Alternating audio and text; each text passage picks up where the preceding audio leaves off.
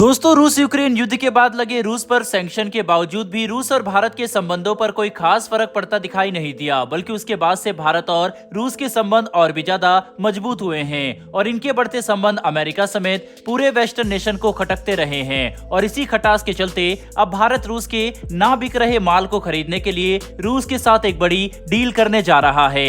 आखिर वह डील क्या है, जानेंगे आज की इस वीडियो में। लेकिन उससे पहले अगर आप हमारे चैनल पर पहली बार आए हैं तो नीचे दिए गए सब्सक्राइब बटन को प्रेस कर हमारे चैनल को सब्सक्राइब कर बेल आइकन को दबा ले, जिससे हमारी आने वाली हर एक वीडियो आप तक सबसे पहले पहुंच सके। दरअसल दोस्तों, रूस यूक्रेन युद्ध के बाद से दुनिया भर के देशों ने रूस से अपने संबंध और सदियों से चलते आ रहे इंपोर्ट एक्सपोर्ट कम कर दिए, जिसके चलते रूस ऑलरेडी काफी नुकसान झेल रहा है। तो वही अंतर्राष्ट्रीय मार्केट में रूस को अपना माल बेचने के लिए ग्राहक भी नहीं मिल रहा। तो एक बार फिर से भारत अपनी दोस्ती निभाते हुए आगे आया और 9 मिलियन टन गेहूं खरीदने की एक बड़ी डील भारत ने रूस से कर ली है। लेकिन दोस्तों, जैसा कि हम सब जानते हैं कि अभी पिछले ही साल भारत ने अपने गेहूं के एक्सपोर्ट के ऊपर बैन लगा दिया था और इस बैन का कारण भारत के लिमिटेड स्टॉक था, क्योंकि जैसा कि हम सब जानते ही हैं कि भारत के पास एक बहुत बड़ी जनसंख्या है और उन सबका पेट भरने व ध्यान रखते हुए भारत को एक पूरे साल का स्टॉक चाहिए था, जिसके चलते भारत ने अपने गेहूं एक्सपोर्ट पर बैन लगा दिया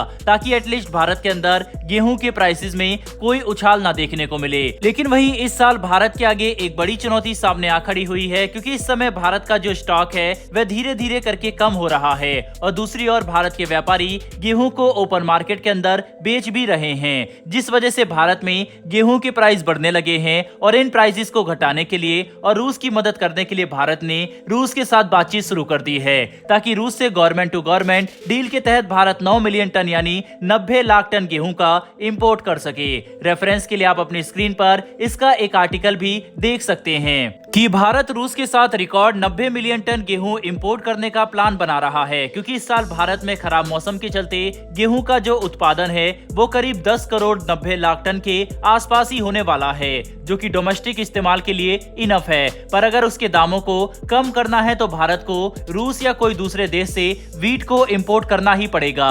और अभी रूस को अपना माल बेचने में काफी भारी दिक्कतों का सामना करना पड़ ही रहा है और साथ ही साथ अंतर्राष्ट्रीय मार्केट में बाकी देशों के मुताबिक रूस के वीट प्राइस काफी कम है, जिसके चलते भारत ने रूस की मदद और अपने दामों को कम करने के लिए रूस से 9 मिलियन टन गेहूं खरीदने का ये बड़ा फैसला लिया है। बहरहाल दोस्तों, बढ़ते हमारी दूसरी खबर की तरफ, जहां श्रीलंका ने एक बार फिर से ऐसा कदम उठाया है जिससे भारत के साथ उसके रिश्तों में तनाव आ सकता है।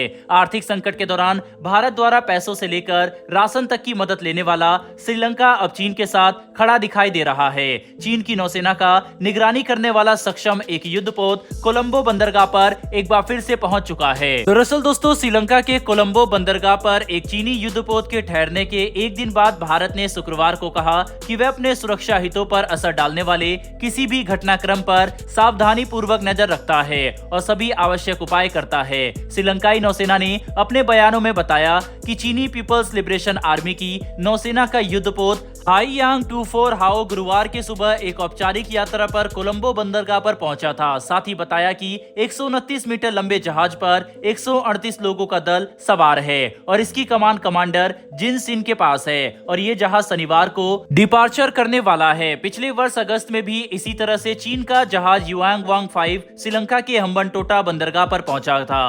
इसे लेकर भारत ने विरोध भी जताया था। इस बात की आशंका थी कि जहाज में लगी निगरानी प्रणाली की मदद से श्रीलंकाई बंदरगाह पर जाते समय रक्षा प्रतिष्ठानों की जासूसी की जा सकती है। हालांकि श्रीलंका सरकार ने तब भी उसे दरकिनार कर दिया था और एक बार फिर से एक बैटलशिप श्रीलंका की सीमाओं पर आया है। इसके बाद वापस से भारत अपनी चिंता व्यक्त करते हुए इसका विरोध बार बार कर रहा है।